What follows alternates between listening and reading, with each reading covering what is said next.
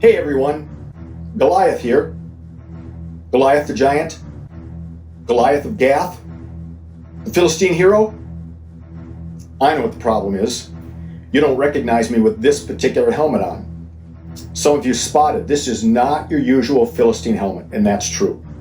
This helmet was worn by Victor Mature in the movie Demetrius and the Gladiators back in the 1950s, and I had to borrow it because, well, I lost my Philistine helmet.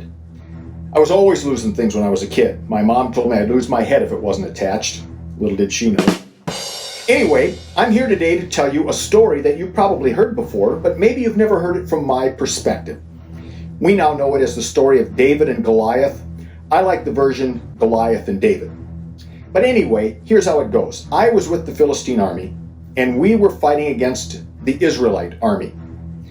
And so my job was to protect as many people as possible. And so every day I would go down right in the middle of the battlefield and I would call out the Israelite army. And I told them to send their best champion and we would fight man to man, mano a mano. And whoever won that little one-on-one contest would win for their whole army. So we were saving lives. Here's the problem. I'm a 9-foot tall giant.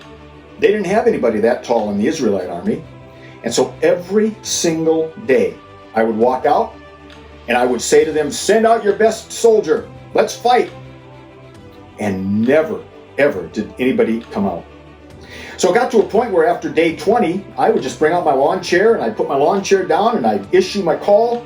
And then I would sit there, I had earbuds, I'd listen to some music. Usually it was the Partridge Family or B.J. Thomas. I had my Kindle book with me, I'd read some books. And every day, for 40 days, it was the same thing. So one day, on the 40th day, I've issued my challenge. I'm eating a piece of mutton. What's mutton, you ask? Well, you sing it every year. I'm getting mutton for Christmas. Boom. Anyway, I'm out there eating mutton. I'm listening to some Partridge Family music, and I hear this little squeaky voice. I'll fight you. And I look up. It's a kid. He doesn't even have armor on. He's maybe 18, 19 years old. He says, I'll fight you. They sent a kid to fight me, Goliath, the hero. And so I stood up, I picked up my sword, and I said, I'm going to feed you to the birds of the air, little one. And he said, I'm going to feed you to the birds of the air. At that point, he wasn't all that creative with his words. So he comes running at me with a slingshot. Can you imagine? Against me, the Philistine gladiator? I started to laugh at him. But then, well, there's a song about it. Not my favorite song, but it captures the essence of the story. You want to sing it with me? Only a boy named David, only a little sling. Only a boy named David, and he could play and sing. Only a boy named David, only a rippling brook. Only a boy named David, and 5 little stones he took. And 1 little stone went in the sling, and the sling went round and round. And 1 little stone went in the sling, and the sling went round and round. And round and round and round and round and round and round and round and round and round and round. And 1 little stone went up in the air. And the giant came tumbling down. Here's what happened.